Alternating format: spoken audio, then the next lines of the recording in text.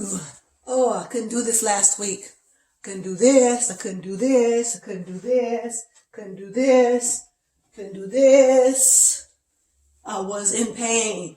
And I did it by exuberantly working out not every day, but this particular day at the gym. I've done them before. I've done back extensions. You know, the back extensions where you lean on the pad and you lean over and you take your back and you go up and you go up. Some people have the ideal of going sideways, but that just builds that muscle on the side. But anyway, long story short, I did the back extension. I did a turn up. I was getting it. I was locking in my core, nice and steady, going up. All of a sudden, I felt we're not going to make that move. So I tried it again. We're not going to make that move like I said. My body was talking to me. And it locked up. But I proceeded on because of the strong person that I am. I didn't feel no pain. Got on the ab machine. You know, there's one at the gym that you push instead of curl. You push, but it also had me going back. Now, previously, before my hip replacements, I also have slight herniated disc at the L5, L4. That means the lumbar area, which is the lower back. Slight bulging disc, not enough for surgery and not enough to cause me lifetime issues. But I also have hypertrophy facets or facets, however you want to pronounce it. Facet, faucet, you say tomato, I say tomato. But there are certain moves you cannot do when those things get inflamed because the spine bends. You can go backward or you can curl that spine. Well, the faucets are those small little hooks on the side of the spinal line. And mine's get inflamed, or they are inflamed. So when I went here at the back, they caught. We're not going to do that move.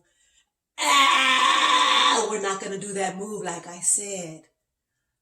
Okay. I proceeded on for about 30, 40 more minutes exercising other things. But when I got home, I also made the mistake of heating. Heat does not go with inflammation. Heat is for circulation. I put heat on, which made it worse.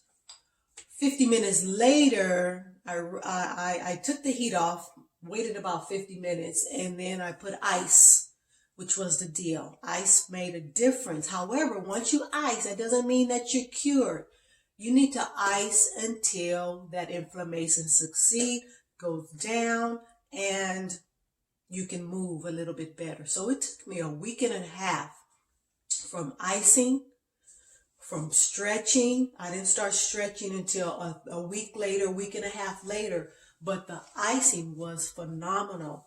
And mind you, I had double hip replacement 6 months ago. So I still need to ice my thighs as well because they do get fluid, and then I need to elevate. So I'm in the bed and the best thing for a back, sitting up is not the best thing.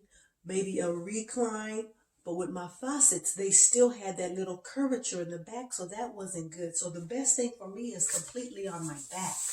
So I'm here in the bed, and I couldn't even move like this. This was like a no-go, because my back was practically flat, so inflamed that it showed like it didn't have no curvature at all. It was so thick and inflamed. It's just protecting itself from no moving anymore.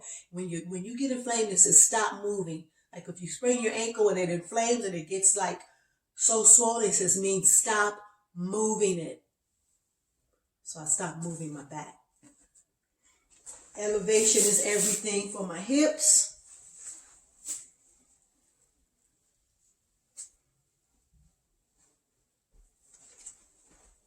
This. Give me some ice on my hip. I could put another pillow on my ankle.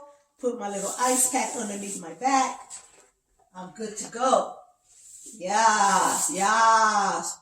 Woo! When that warmed down, I got another ice pack after 40 minutes. I'll ice for about 25 minutes, rest it, If you don't want ice, you want to freeze your legs, freeze your thighs, freeze your back. Give it a rest and continue that routine.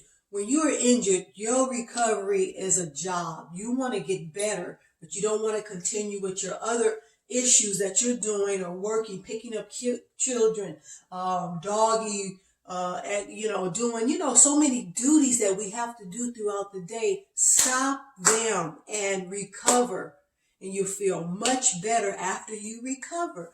Rest your bones and recover. Think about yourself and then think about others that you can help after you recover. We constantly continue to just murder ourselves on top of each injury. Calm down and recover. So after icing for about a week, exercise comes in. Strength exercising, stretching, not vigorous exercising. Because I have to strengthen my back more and stretch it out. So every morning, when you have a back injury, you want to wake up when you wake up, just small little twists, not major because your back is still injured. You don't want to constantly keep injuring it. Just small little wake-up moves. Small little wake-up moves. Hold in your abs and breathe. Just thanking the day that you just open your eyes and just try and feel where your injury is. By this time, my injury had stopped on the left side and then stayed real constant because that's where I did that twist. I went here. So it really was radiating right down the lower spine area into the upper part of my hip, praying to God that is not any of my injury on my new hip. Please don't let it be my new hip. But it was so painful in that area. And I just kept icing. So when you wake up, just relax and twist it out a little bit, not all the way.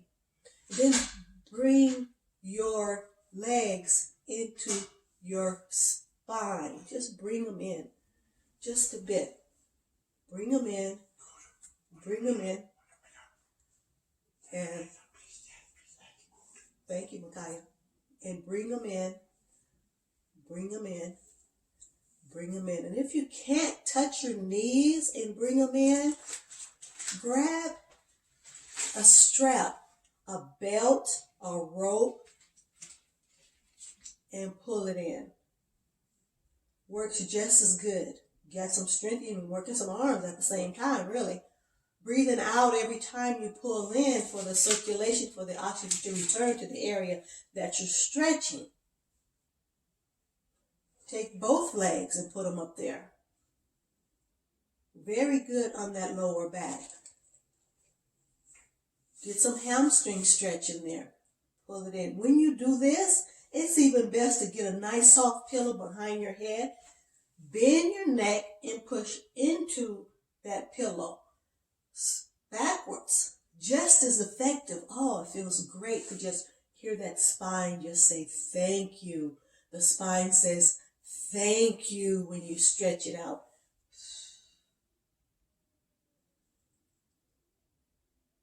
And then the infamous cat stretch is a must. Still thinking about your back when you turn over. Drop your knees. Grit up on that elbow. Scoot back a bit to get up on your knees. Then lift with your forearms. My back is still, I did not twist my waistline if you've seen how I did that. Did you see how I do that?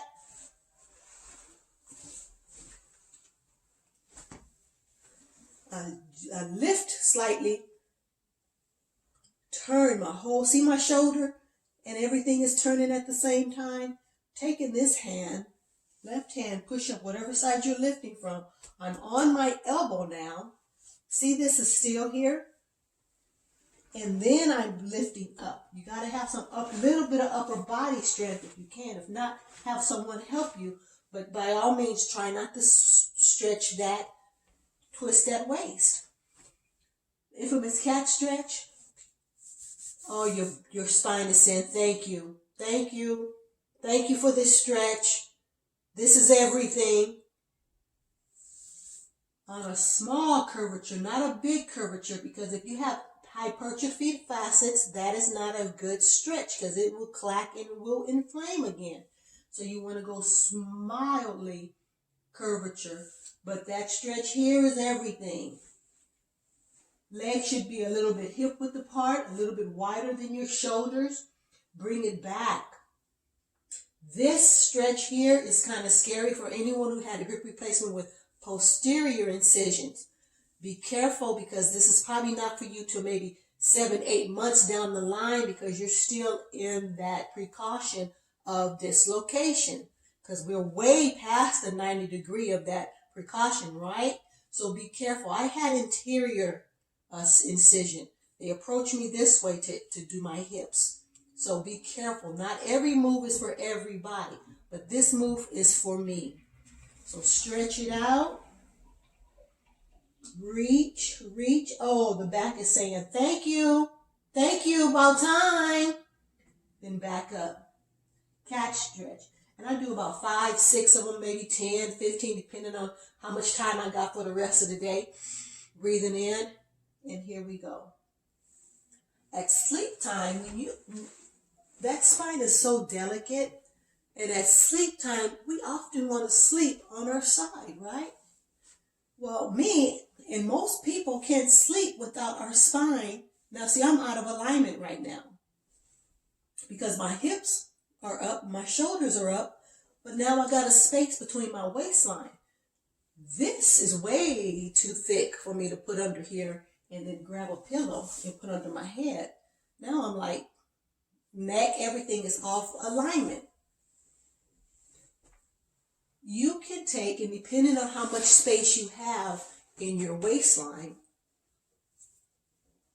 a towel. I took this sheet, flattened it out, made it to the width or the thickness that the spaces between my hips and my shoulder. Wrapped it around, just held it there. Sometimes I put this ice pack back there. Oh man, that is so everything, even now, just everything. Put it there. I'm good to go. That void is filled up, that cavity underneath my waistline. My spine is straight and you can actually feel the difference. Hopefully that gives you some pointers. Resting that spine and putting it in alignment, now you're a straight board. Your neck, gather it, pillow up underneath your neck. You don't sleep on a pillow like this. You sleep on a pillow like right on top of it with the cavity, fill up your cavity, that neck cavity. Fill it up. Now everything is in alignment. Oh, this is everything. I can really knock out right now. But anyway, that was my long week. Hopefully I haven't forgot any exercises because later the other strengthening exercises like the bird dog, you can go all through those. But anyway, that was my week, my past 2.5 weeks of recovery from my back. Hopefully this gives you guys some pointers on what you can do and what's great for you, because they're great for me. I'm not saying that everything is great for you because everybody's body is different, but try some things. Because after this, it was on and cracking. I was ready to work out full force and do my thing.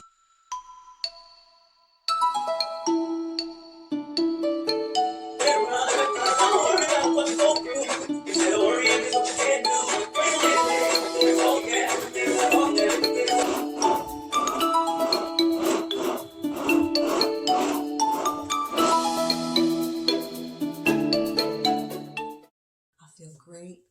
Thanks for watching.